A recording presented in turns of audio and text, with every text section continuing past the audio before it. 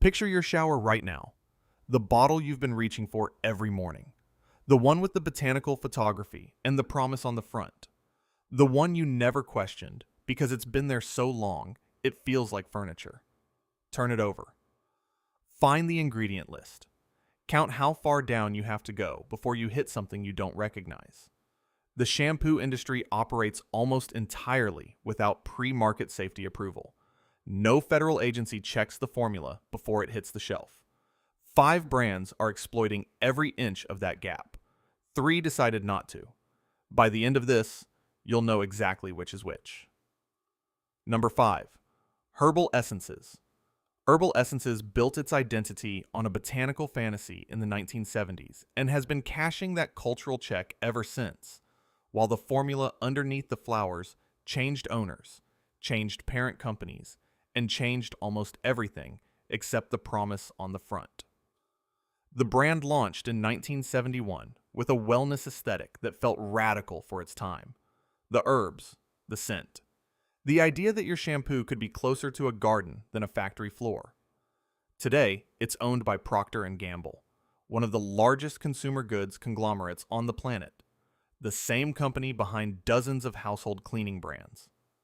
The BioBio Renew line arrived with marketing language about antioxidants and botanical blends, terms that carry no regulatory definition, no required concentration standard, no efficacy threshold. The EWG rates multiple herbal essences formulas in the moderate hazard range, flagged primarily for fragrance components and certain preservative systems. The word botanical on a shampoo label is legally meaningless.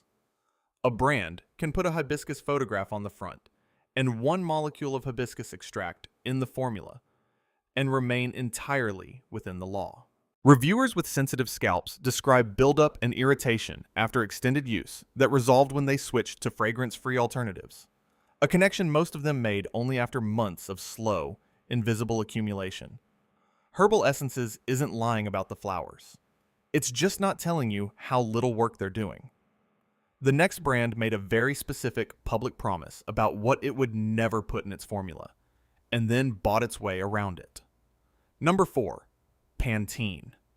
Pantene has spent decades building a reputation on hair science language, pro-vitamins, strength complexes, damage repair systems, while its parent company quietly made preservative decisions that the marketing team never had to answer for.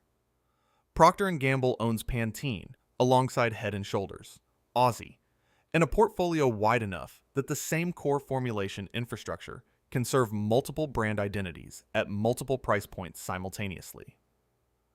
Multiple Pantene formulas have contained DMDM hydantoin, a formaldehyde-releasing preservative, which has been the subject of class action litigation alleging hair loss and scalp damage.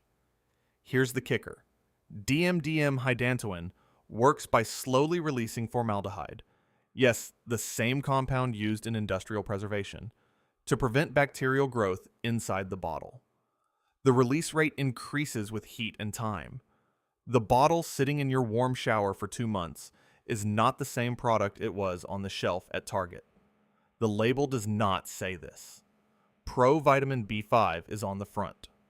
The preservative is buried in the fine print on the back. Plaintiffs in class action filings describe hair loss and scalp irritation developing gradually over weeks of regular use, the kind of slow timeline that makes connecting a product to an outcome nearly impossible without independent research. The hair science branding is what makes it particularly sharp. The language of repair and strength wrapping a formula that plaintiffs allege caused the opposite. Pantene sold you a science story. The ingredient list tells a different one. But at least Pantene has always been a mass market brand. The next one built its entire identity as the premium alternative to brands like Pantene, and the corporate chapter behind it is one of the more cynical on this list.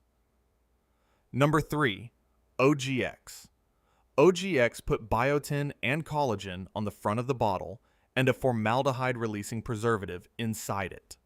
And when its parent company was acquired by a corporation that had publicly pledged to remove those exact compounds from its consumer products, the formula didn't change. Vogue International, the company that makes OGX, was acquired by Johnson & Johnson in 2016. Johnson & Johnson had made a public commitment in 2012 to remove formaldehyde-releasing preservatives from its consumer product formulas, a pledge that was public, press-covered, and reputationally significant. That was 4 years before the acquisition. Class action filings allege that OGX formulas continued using the same preservative system following the acquisition, with no apparent alignment to the earlier commitment. Here's where it gets really cruel. The loophole isn't in the chemistry. It's in how acquisitions work. When a company buys a brand, they buy a revenue stream. Federal law does not require the acquiring company to audit the purchased brand's formulas against its own prior public safety commitments. The pledge and the bottle exist in entirely separate regulatory universes, and no one is required to cross-reference them.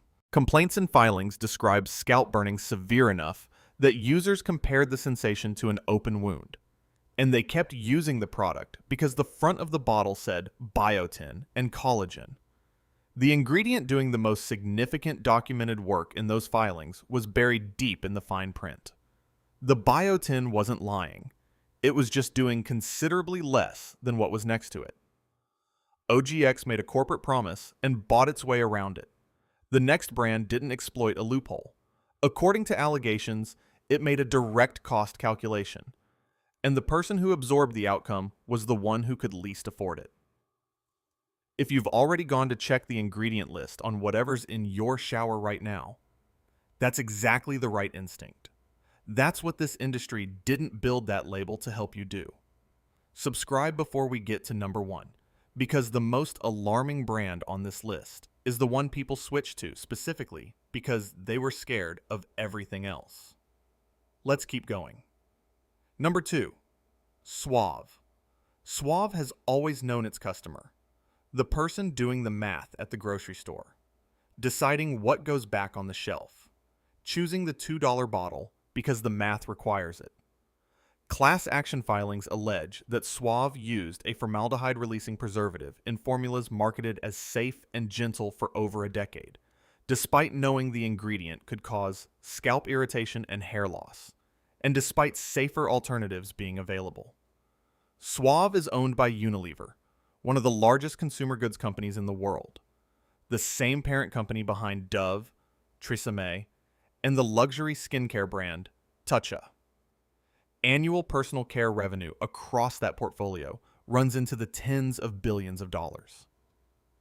Suave is the entry-level anchor. Here's where the math becomes the story. At a $2 price point, the margin on the formula is already thin. The alleged decision to use a cheaper preservative over a safer, more expensive alternative isn't a chemistry accident. It's a spreadsheet outcome. And the person who absorbs the consequences of that spreadsheet is the same person who couldn't afford the $8 bottle.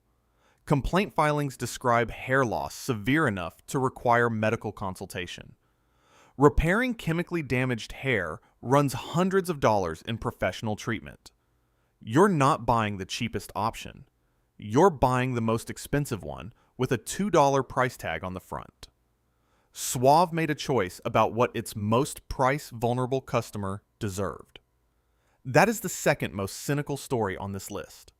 The most cynical belongs to a brand that didn't just exploit a loophole or a corporate acquisition or a cost calculation.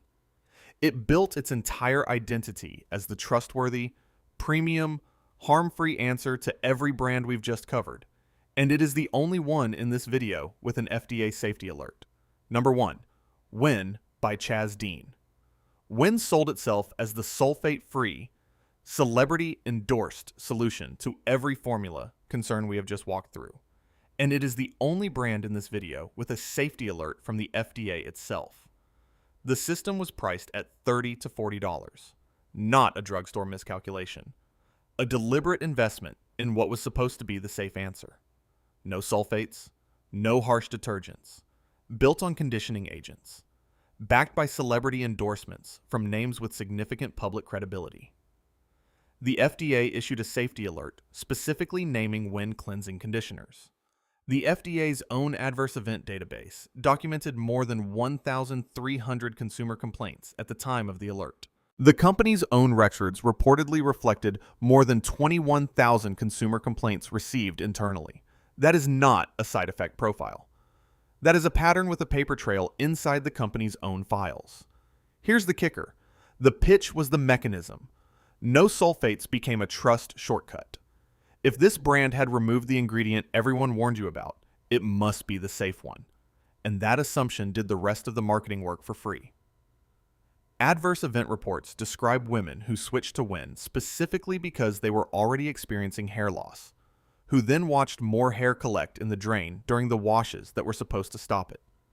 The price didn't protect them.